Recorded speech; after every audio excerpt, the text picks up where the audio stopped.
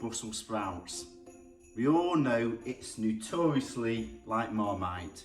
You either love it or you don't. So I've been doing a bit of digging through some cookbooks, in particular Ottolenghi's. I'm quite astounded with a lot of different variations and innovation with Brussels sprouts. It'd be really interesting to see what your favourite Brussels sprouts are. Please put your comments below. Let's hear discussion and what you do, which is a bit different. Really interested. But having dug through some of these recipe books, I was really interested in the simple cookbook, which is the Brussels sprouts with burnt butter and black garlic. Now, black garlic is something that is quite magical in that it's a great innovative food which adds real flavour, you know, and it's extensively discussed also in Ottolenghi's new test kitchen cookbook, where they have a whole section on that. But the section they covered in this new book is actually Brussels sprouts and Parmesan salad with a lemon dressing. Now that looks really nice, but it's more of a salad that. In the flavour cookbook, they cover a sweet and sour sprouts with chestnuts and grapes. That looks really good. I've done a bit of research on Google, and this article that was written in 2014